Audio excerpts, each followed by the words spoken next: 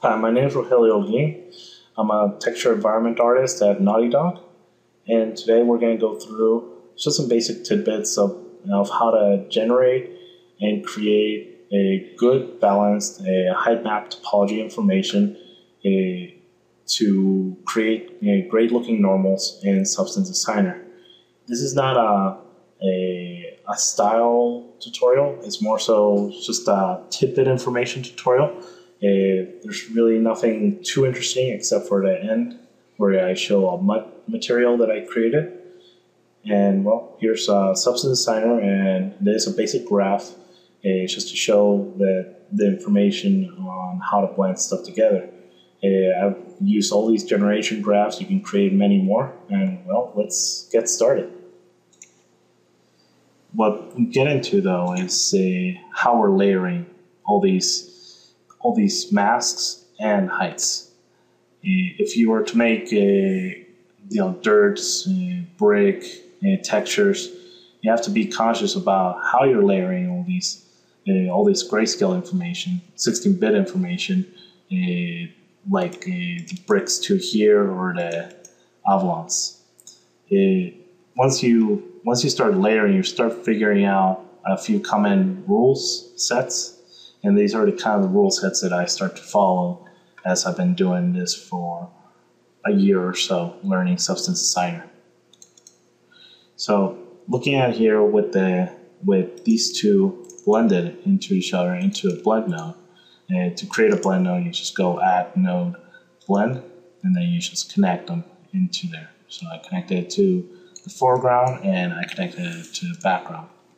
You'll see on the presets in the blend node, I have it set to opacity 0.5, and the blend mode right now is set to copy. Copy is basically just two layers on top of each other, depending on the setting of the opacity parameter here. It'll influence more or the other. So at 1, since the foreground is the bricks, the foreground will be completely dominant at 1, and when it's at 0, the outlines will be completely dominant. And at 0.5 is an equal 50-50 share. As you can see here in the normal, in the 3D view, you can see the normal map reacting. I have it right now, it's just connected with a simple material node, just so I can have this viewable for us, and just connected to a create normal node here, which you can find in the add node normal, and connect it into there and out into here again. And you see I had the strength probably like around the intensity around 30, just to see it a little better and see what's going on with any kind of clamping of the height. Now looking back at the height with the 0.5 opacity and the blend mode of copy, you can see in the histogram here it's relatively smooth. There is some area here that could be clamped in, and things that I tend to do is when I'm building bigger material nodes, is before I go to the next blend, or along the lines of anything that's been combined for a while, I tend to level it off just a little bit, just to get the full range of this height before adding any other effects. But going back, let's go back to the blend node. In this case, I'm going to copy, and if I go to the next one, go add linear dodge, you'll start seeing some obvious clamping going on. Now, in some cases, this is favorable. You might need it to do some kind of rock formation, some kind of bricks, anything that you want to clamp down and then add detail on top. You can create some very interesting effects with this. But when you're creating something that for the most part you want to have influence on top of influences to create a very rich normal height topology material, then this is one that I don't tend to use at the very beginning. I usually try to avoid add linear dodge, and same with subtract because it does the reverse of that. And when I get to multiply tends to be pretty good about keeping both influences on top of each other rather well. So I tend to use this. The only thing is that I've noticed after using it many times that it starts to clamp down a little bit on the min areas, which is the black in the map here. And you can see the histogram is no longer a nice smooth curve as before, and that's what you kind of want to maintain all throughout. So I do use it. In this case, I would probably use it very little just to get the effect and still maintain a nice curve, like so. And it's all about maintaining all the information going into the masks, into the topology of these height maps as clear as possible. So let's go now to add sub. Add sub is pretty much like an add linear, but you see the slight difference. It almost maintains some of the added information from the top layer, the foreground. Instead, add linear seems to eat up more of that information. So it's good to test out and see what works. This one also can give some very interesting results when masking, especially doing other types of world space masking, like adding dirt on a gun, for example. You can start to clamp down on the dirt generated masks with occlusion or cavities and such. And that's further along. And if we go to max lighten, you can start seeing the effect it causes. It almost feels like it's the same as copy, but it's not. It is kind of merging both of them together without losing too much information. As you see down here, it still keeps the histogram information pretty nice and tight. So I tend to use max lighten and max darken pretty often. Because it keeps both of the heights together, but it does have some interesting effects. As you can see in the normal map right here, you can see where in the crevices of the black area, it's starting to lose the bricks, and sometimes that's what what's desired in the effect. And switch is basically just switching back and forth.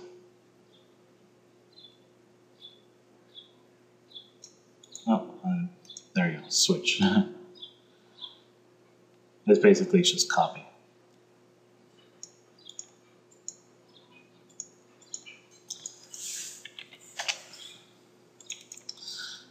So this is the basics of almost all my graphs.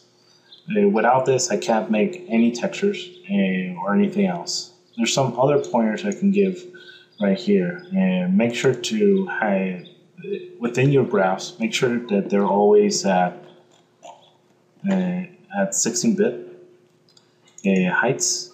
If you're doing the height map workflow from bringing height maps from ZBrush or XNormal into Substance Designer, make sure you're rendering or baking your information in 16-bit before placing it in here and layering on top information and then creating your normal map from it. It's very important to keep a very clean workflow when making height maps and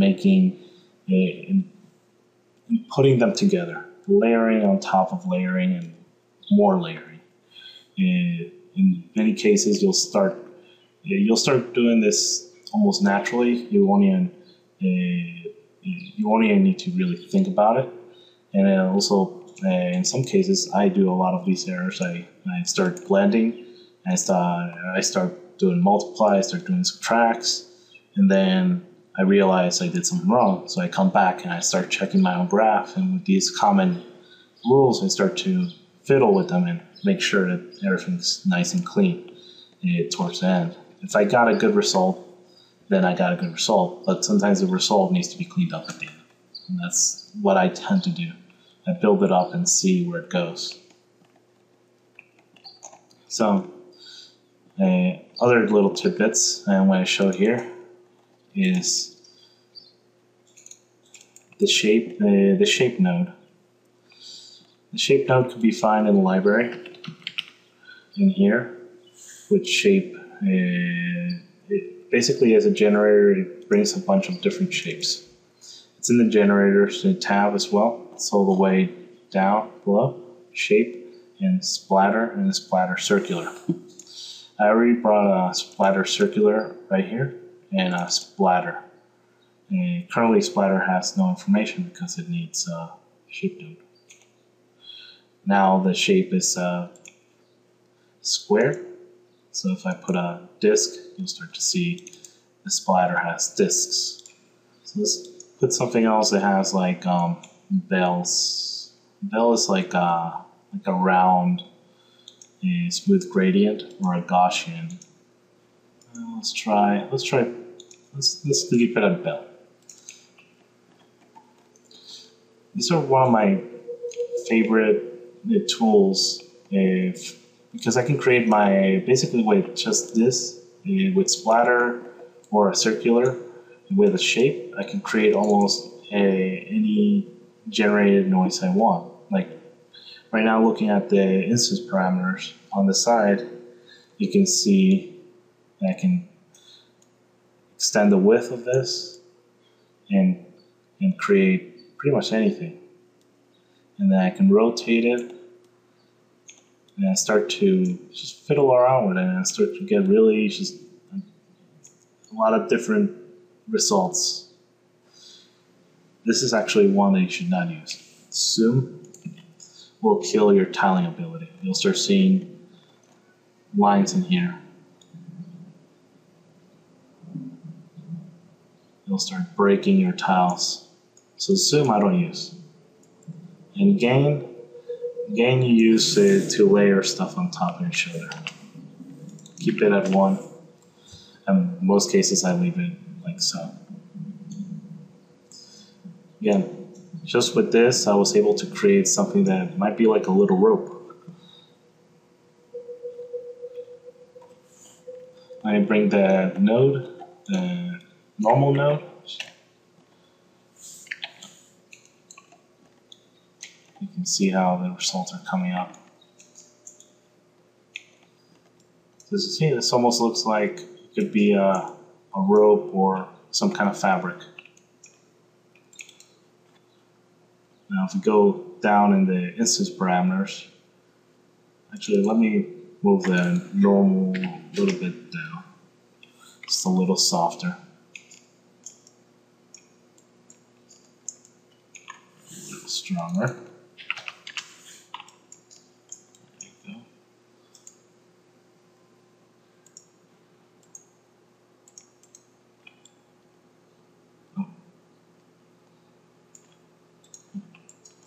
Okay.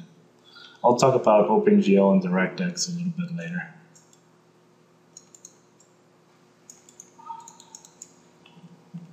But for now, let's go back to the splatter tools. Let's go down to disorder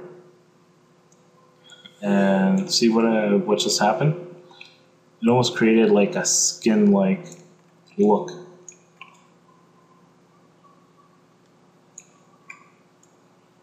This is how many are being processed in the generator grid number. And this disorder angle kind of does like a circular motion with disorder angle. Kind of see what it's doing here with the splatter.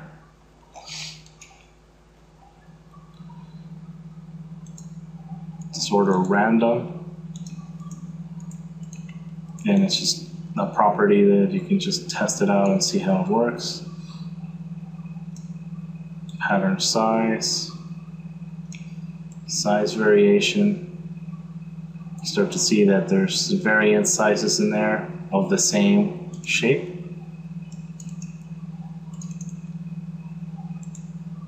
There's a normal being processed.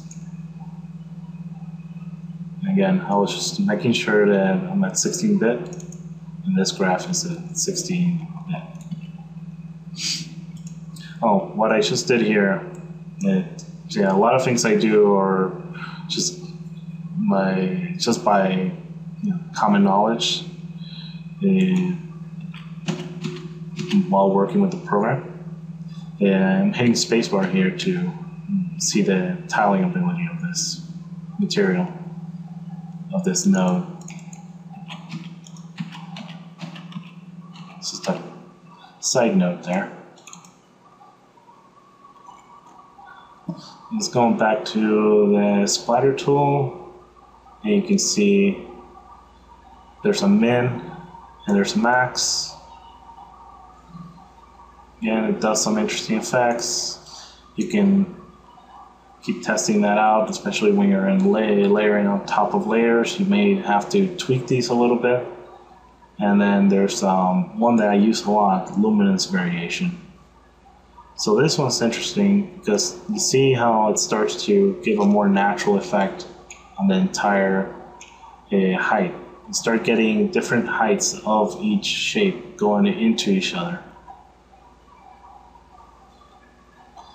So with just this and this, I can create a very quick, almost skin-like, reptilian skin-like effect. Let's go back to here in the splatter circle, and let me connect my shape node into that, and then connect that to my normal. Now you'll see that the shape has not been propagated into this node, and that's due because in the pattern of the circular pattern right here, it's using square. In this case, I want to use image entry. Now it's starting to use my image mask. Now what's really good about this is that I can take almost any mask. Let's experiment here. Let's say I want to take the blend of this guy, this one being the background, and the blend of this one being the foreground.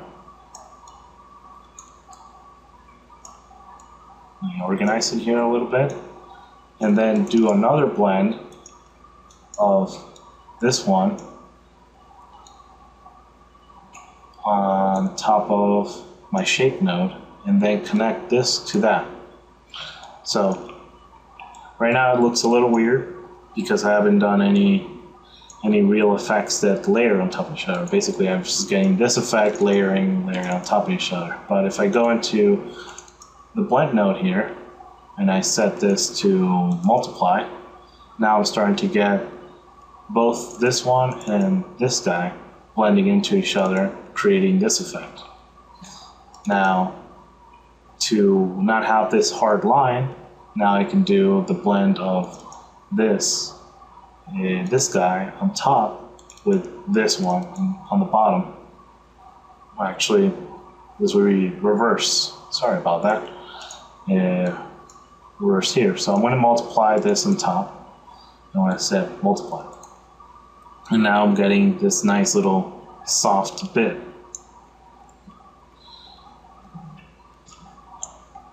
Now let's play with the splatter circular. So let's increase the number. Let's add a radius. Let's add a random radius. This setting on the pattern specific, it depends on which pattern you're using. In my case, I'm using an image entry, so it doesn't really work. Here's some blending modes. Right now, you can't really tell because they're not on top of each other. Now I make the pattern size bigger.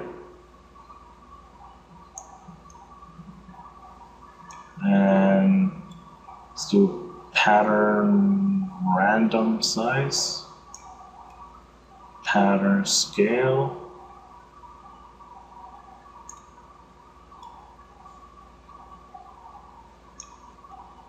And again, we're just testing it here just to show what's going on with all this layering on top of each other and how we can create many different effects. I'm not going for anything specific here, I'm just putting random nodes together and seeing how I'm almost going to end up with a more natural looking skin material here.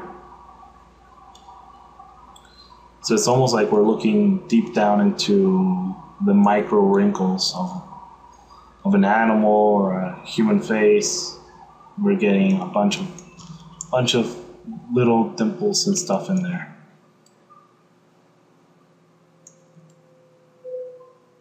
You can just keep messing around with this stuff endlessly. Well, again, here's the normal of that, and it's all been combined using just plasma, using a splatter tool, using the shape tool, and bringing it all on top. Now what's cool about here is that I basically just created a very simple generator. With this, I can go into here. Distance is basically the size or amount of the noise for plasma. So I can bring it up and down, and you see how it's starting to give interesting reactions in there. Let me go to my physically based material and set DirectX normal to true.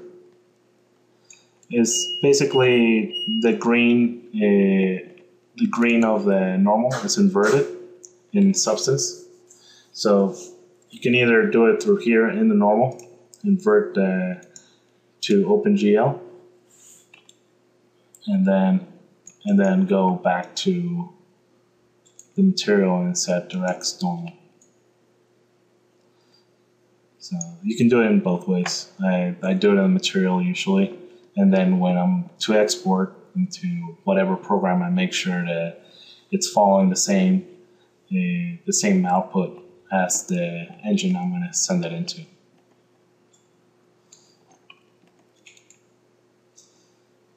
So yeah, going back to this basic generator, you see with the plasma I was able to just tweak that and it all propagates through randomly. And then if I change my bell into something else, you start getting some other interesting effects.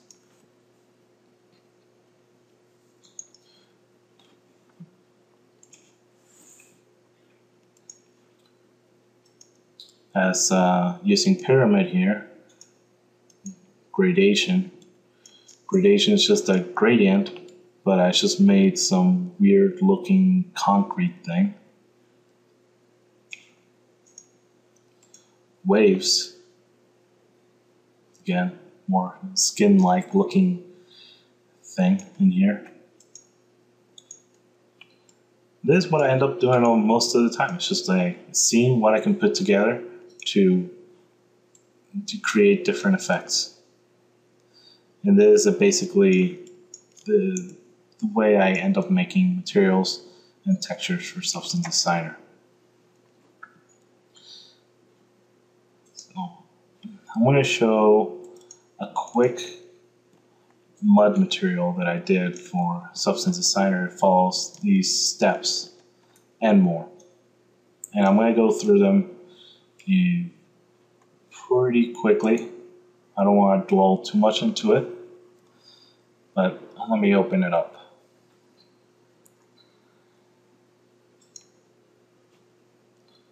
And it's not finding some locations, but I already opened this a while ago. This tool is fine, so I'm just gonna say yes.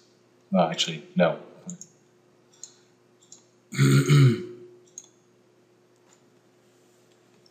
Failed. Don't worry about that because it's not finding stuff that I created that I didn't link together. It's my personal nodes.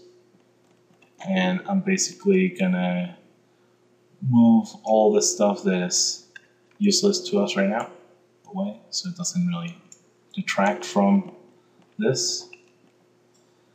This right here is a colorized section. I really don't care about that.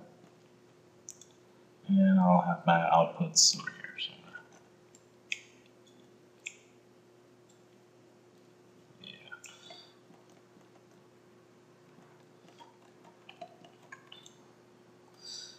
So as you see, this kind of like a dirt mud material I'm doing for a scene. It's pretty basic. It's not the best. It has some issues. If you look up close, it has these kind of like weird lines that look very procedural generated. It's not something that I'm completely proud of, but it got the results done for what I needed. I'm going to blend it with other stuff, so it doesn't really matter if it's not perfect. So as you can see, I organized my file with noises first. In this case, I have black and white spots 1. You can see here a shape node, which goes into a splatter, as we were talking before, a crystal, which goes into a blur just to get it softer, and that was a levels node that was not being used. It's just cleaning up as I go. So here's another black and white spots 3. And a plasma that's not being used anymore, and just a random polygon that's not being used in cloud 3.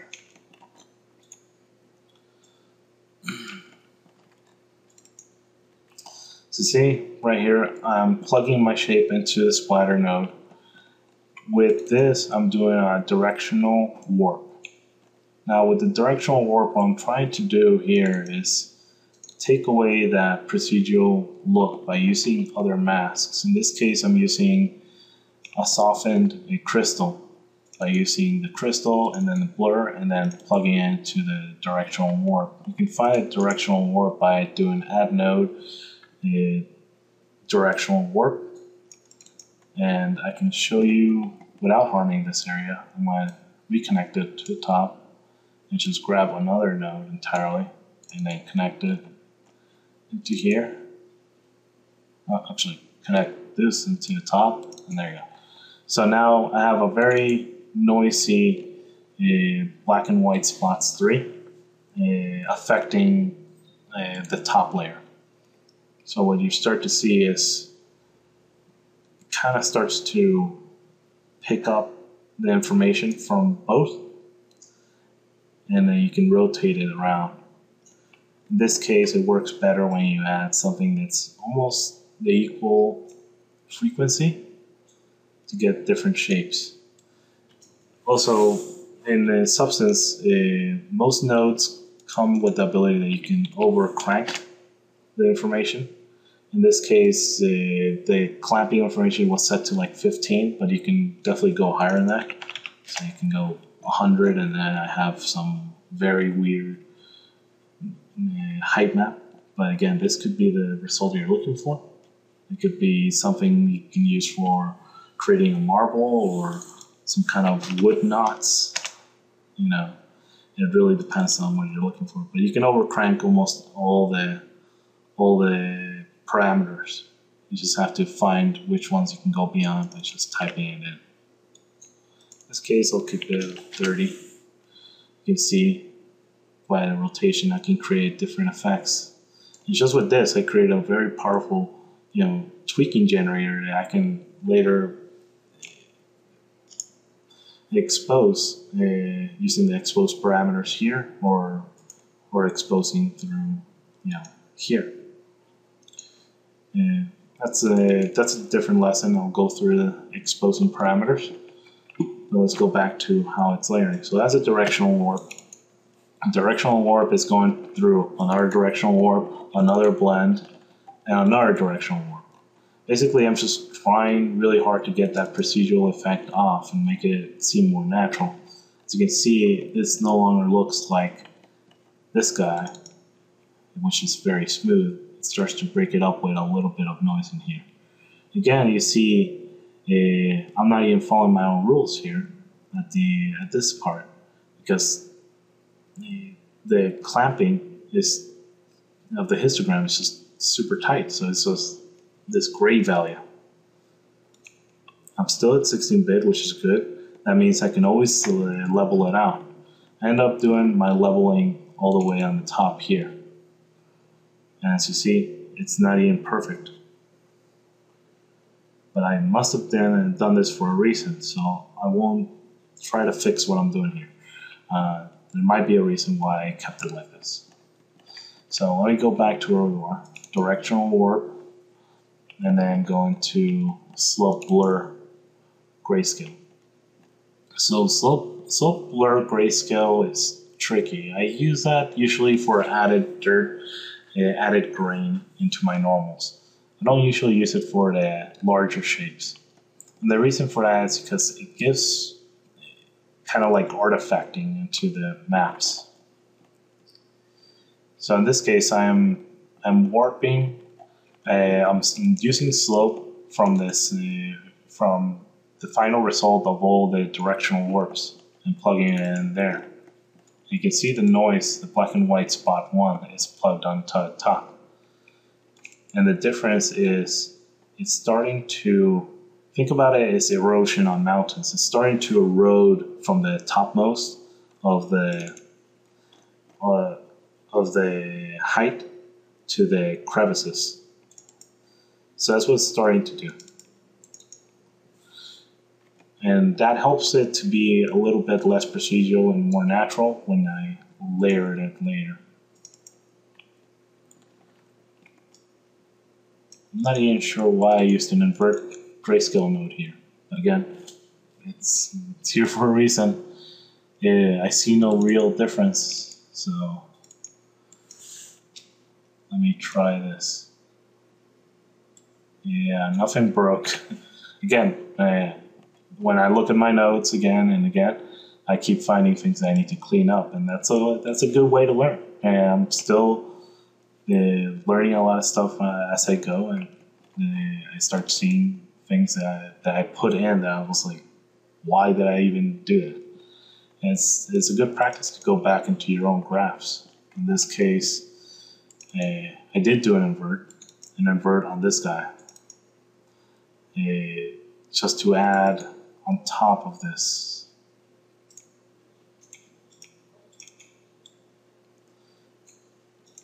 Blend. And then I leveled it again here.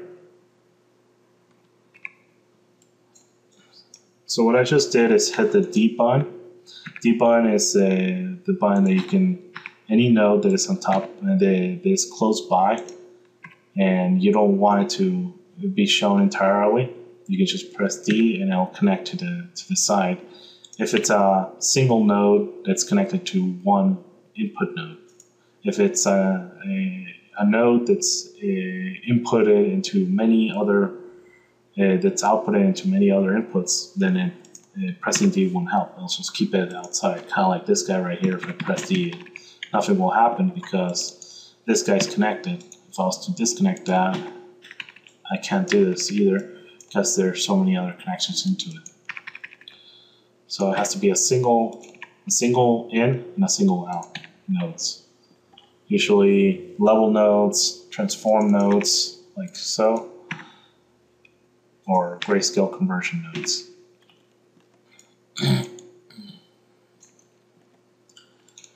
So I went to a levels node, I leveled up this information up, so I had more of the range. As you can see, it's probably needs a little tweaking, but I think it's fine.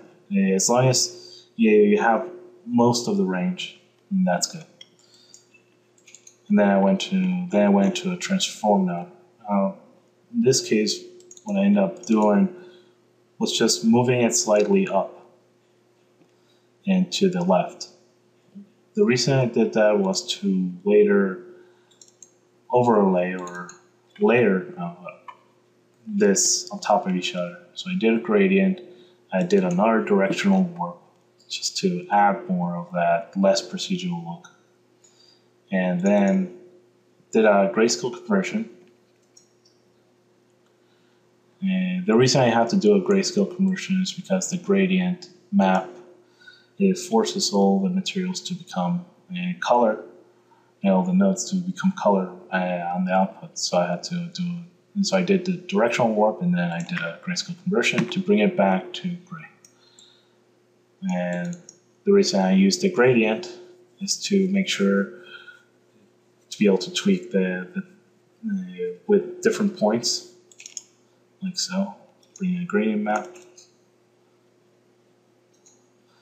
And different points of the map to be able to tweak. So if I was to add this map in, you'll see the results are entirely different because I'm basically using a curves tool, kind of like in Photoshop, to tweak the min and max values and bringing some of the mid values into the max or into the min and creating a very different stair-steppy effect. So in this case, I was doing it just to get an extra value of information onto my height map. And then I blended it in and I set a copy of 0.5 because I wanted this and this to be both have influence and some effect. So almost like they become 50% of each other. And then I leveled it here.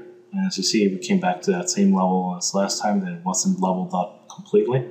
There might be a reason for that.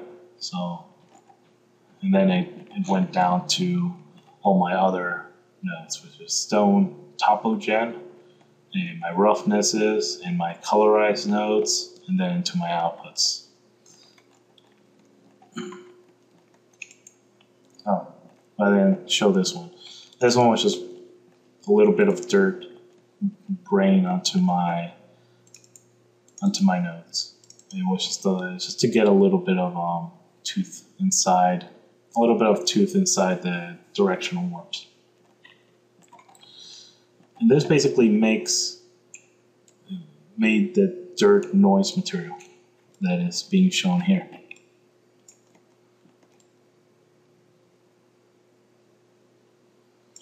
Again, if I go back to my properties here, I can go disorder. That didn't do much because it's such a tiny grain.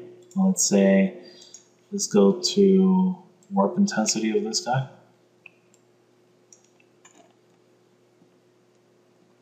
And you start seeing the changes happen.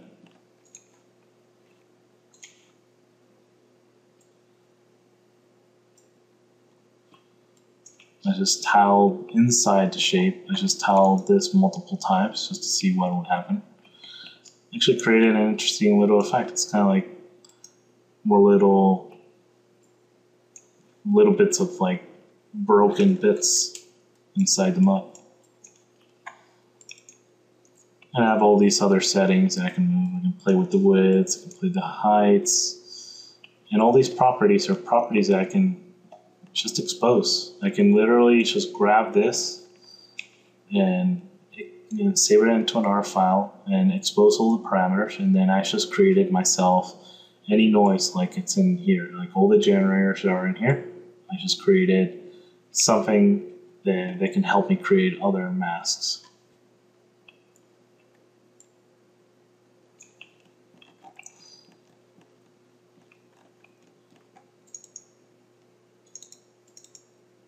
Yeah, so these are the basic principles. I just keep using the same nodes over and over again to get the end results.